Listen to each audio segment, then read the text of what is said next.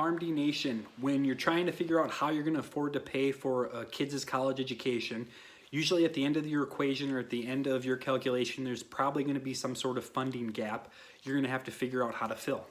And the most common way to fill that funding gap is one, through student loans.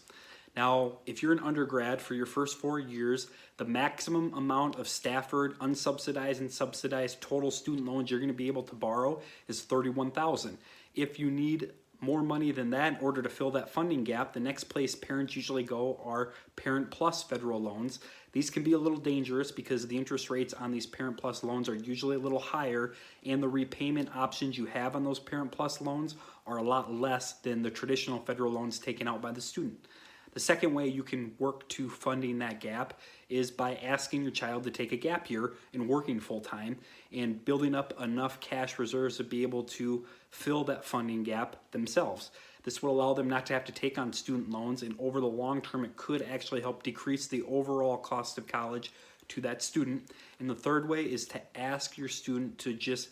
attend a lower cost school. Compared to higher cost schools, attending a lower cost school could help you save a tremendous amount when it comes time to figure out how to fill that funding gap, and it could save your student a lot of money down the road by them not having to take out as much in student loan debt,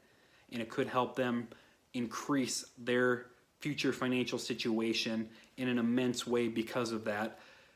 when they finally graduate school. So just know the three most common ways I think people fund that college funding gap is by student loans, taking a gap year, or just attending a lower cost school.